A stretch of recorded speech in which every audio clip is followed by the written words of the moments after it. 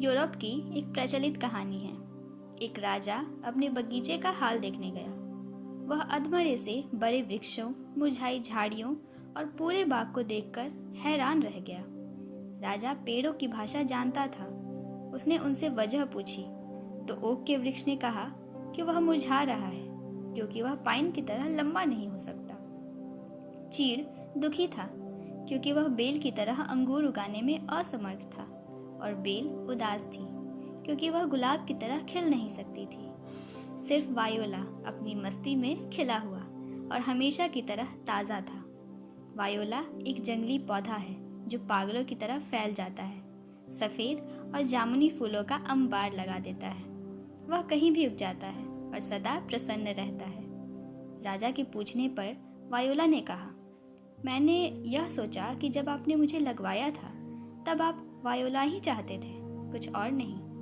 यदि आप ओक वृक्ष या कोई बेल या गुलाब चाहते तो आपने उन्हें ही लगवाया होता।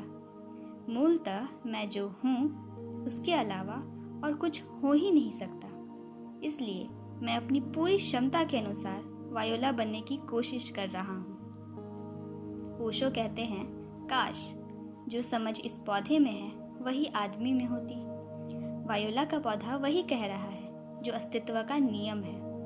आप यहाँ हैं क्योंकि इस अस्तित्व को आपकी ज़रूरत है। जैसे आप हैं वैसे ही, किसी और जैसे बनने की कोशिश नहीं करना।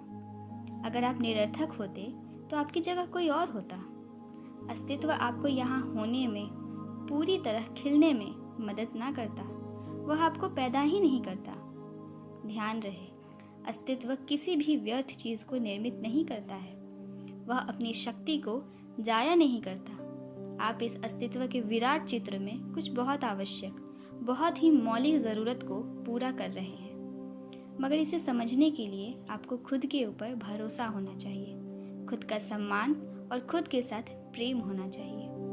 हमारी हालत उस बगीचे जैसी ही है जिसका हर वृक्ष और पौधा दूसरे के जैसा बनना चाहता है। हमारे जीवन से प्रामाणिकता खो गई, सत्य खो गया। हर कोई यह दिखाने की कोशिश कर रहा है कि वह कोई और है, लेकिन आप केवल आप हो सकते हैं। कोई और चारा नहीं है, कभी था ही नहीं। अब आप इसका आनंद ले सकते हैं और खिल सकते हैं, या आप इसकी निंदा कर सकते हैं और मुरझा सकते हैं। ज़रा देखें आप में क्या कमी है। क्यों आप स्वयं से संतुष्ट नहीं हैं? दूसरों से तुलना करना छोड़ दें और फिर देखें कि आपका जीवन कैसे जगमगा उठता है। ये ज़िंदगी बहुत खूबसूरत है और उससे भी खूबसूरत आप हैं। रोज़ खुद से मुलाकात कीजिए और खुद के लिए मुस्कुराइए। हरे कृष्णा।